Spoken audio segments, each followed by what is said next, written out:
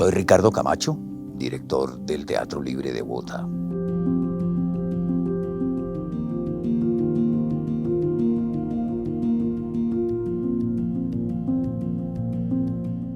Yo estudié en el Liceo Francés toda mi vida. Ahí fue cuando comencé a interesarme por el teatro.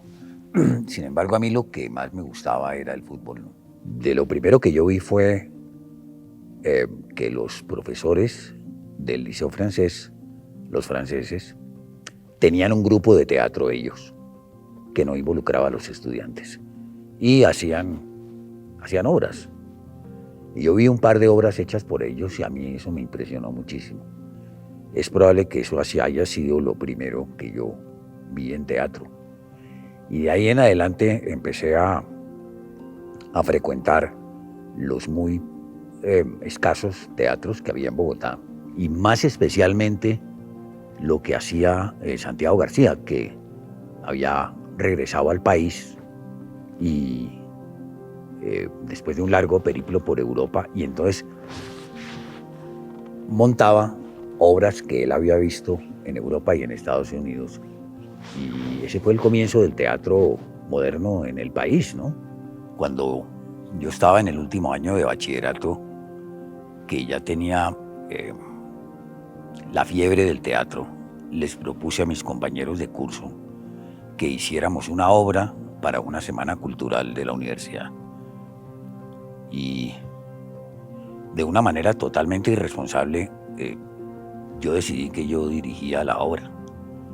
Es lo que yo siempre he dicho, un ciego guiando a otros ciegos. Yo no tenía ni idea y pues ahí lo hice, y algunos de los profesores franceses vinieron y me dieron una mano. Digamos que no fue una decisión, sino que las cosas se fueron dando así, ¿no? Fui llegando a eso, ¿no?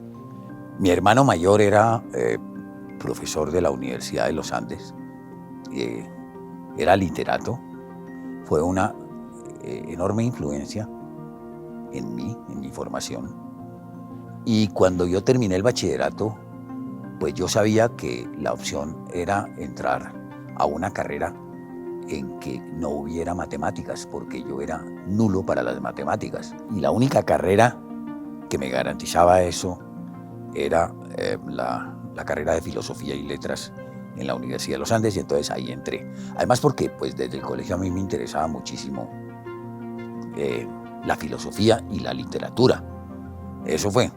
Primer montaje profesional fue el montaje con el que abrimos el Teatro Libre en el año de 1973, que fue La Madre de Bertolt Brecht. Ese montaje constituía como una declaración de la intención de dedicarnos al teatro, la intención de fundar un grupo de teatro estable, permanente, y en ese sentido es que uno puede decir profesional, pero no en el sentido de que recibiéramos un solo centavo por eso. Por el contrario, nosotros poníamos dinero de nosotros, de nuestras familias, para esos primeros montajes, ¿no? Pero yo nunca estudié teatro, yo no tuve una escuela de teatro, no tuve maestros de teatro, y lo que aprendí fue haciendo. Y mucho después estudié, pero cuando ya hacía bastante tiempo que habíamos fundado el grupo y ya había transcurrido varios años, yo diría que hay una larga época de aprendizaje, ¿no? En donde uno al comienzo hace con más entusiasmo que conocimiento, en donde reemplaza con la voluntad la falta del oficio, la falta del conocimiento del oficio. Y entonces todos esos años han sido años de aprendizaje.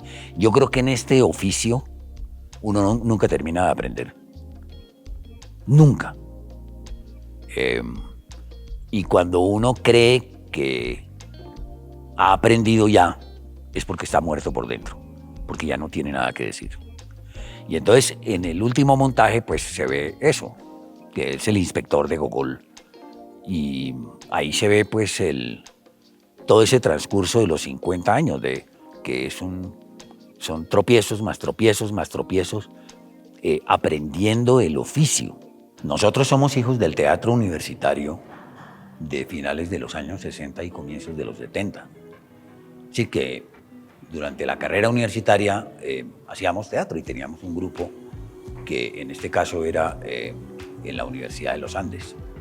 Cuando terminamos la carrera, pues ya teníamos la decisión de hacer un grupo independiente, porque ya queríamos pues tratar de dedicarnos al teatro como dicen ahora, como opción de vida. Entonces eso fue lo que hicimos. Creamos un grupo con gente que venía del teatro universitario, algunos que venían de la extinta Escuela de Teatro del Distrito. Nos reunimos y dijimos, bueno, hagamos un grupo de teatro. Y alguien, yo no recuerdo quién, la verdad, dijo pues, que esto se llame Teatro Libre. Entonces, bueno, Teatro Libre, entonces quedó Teatro Libre. Eso fue 1973. Esa es la historia. Yo no creo que un grupo de teatro sea algo estático, es decir, que sea la misma gente toda la vida. Eso no tiene sentido, eso no funciona. Alguien decía que un grupo de teatro dura 10 años. Eso es completamente cierto en nuestro caso. Es decir, que que hay ahora, este elenco que hay ahora, es como el cuarto o quinto Teatro Libre.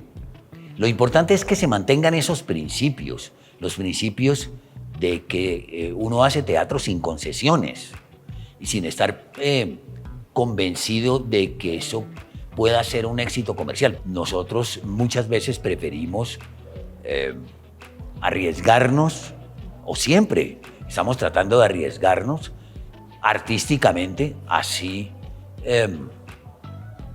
eso no tenga mayores réditos comerciales, pero tendrá otro tipo de réditos que son muy importantes, ¿no? Pero en el Teatro Libre siempre hemos considerado que el buen teatro se hace en un grupo estable, en donde los actores pueden intercambiar papeles, actuar en obras de diferente género. Nosotros tuvimos un periodo muy complicado a finales de los años 90,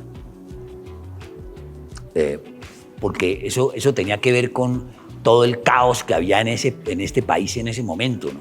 El caos del narcotráfico, los apagones, bueno, en fin, la crisis económica, todo eso, en que no había una generación de recambio. Y entonces, bueno, a raíz de eso, pues fue como decidimos fundar la Escuela del Teatro Libre, y entonces hay una generación de recambio permanente, ¿no? Y sí, pues los jóvenes estudian, se preparan y al mismo tiempo actúan en las obras del Teatro Libre en pequeños papeles. Entonces siempre hay, digamos, esa correa de transmisión. Todo comienza con una intuición que uno tiene, ¿no? Que uno anda por ahí, pues, y ¡chum!, viene de pronto una obra y lo llama a uno. Primero evalúa si uno tiene algo que decir con esa obra. Es decir, esa intuición tiene que volverse racional, ¿no? Entonces uno ¿tengo algo que decir con esto? La otra cosa es en la que uno falla permanentemente es, ¿tengo cómo decirlo? A mí me ha sucedido muchas veces que yo hago obras, que he hecho obras sin tener los actores adecuados. Eso es una realidad. Uno tiene que aceptarlo. Entonces, digamos que ese es el segundo punto. Es decir, hay la gente para hacer esto, hay la persona para este personaje, por ejemplo, hay el actor para este personaje, la actriz para este personaje. Y la tercera sería como, creo que eso vale la pena decirlo. Entonces, si uno logra resolver esos tres puntos, pienso yo que comenzó bien. Como se trabaja ahora en el Teatro Libre, es que los actores son los que proponen. Es decir, Digamos que el director da un marco muy general, muy global de para dónde va esto. Y en ese marco uno funciona como una especie como de abogado del autor, ¿no? Los actores se reúnen solos y hacen sus propuestas, hacen las escenas. Entonces uno va a ver las escenas y ahí comienza el trabajo de uno, que es como el trabajo de un colador.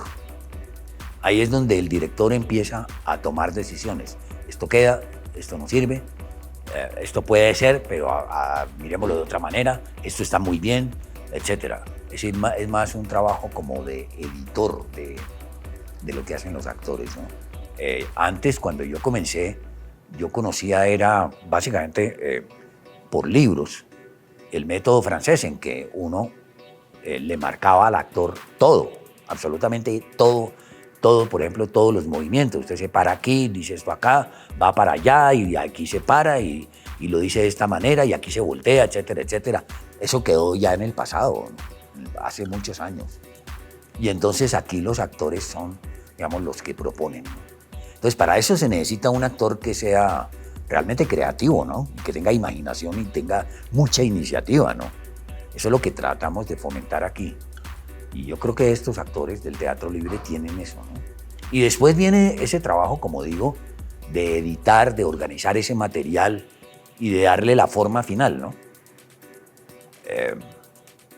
Darle la forma final y de ensamblar con los otros elementos que intervienen, como la escenografía, el vestuario, la música si la hay, la iluminación, si hay maquillaje, el espacio escénico, etcétera, etcétera, ¿no? ¿Qué es lo que yo puedo decir que elementos que caracterizan lo que yo hago? Uno es una conversación con el autor. Es decir, que si yo escojo una obra es porque esa obra me parece que en general está muy bien escrita y que el autor, contrariamente a lo que se ha defendido aquí, el autor es el elemento más importante del teatro, a mi modo de ver. Eso no tiene discusión. Eso no quiere decir que cuando uno hace una obra, esa obra sea intocable. Lo más importante es, pienso yo, capturar el espíritu del autor. El siguiente elemento clave es el actor.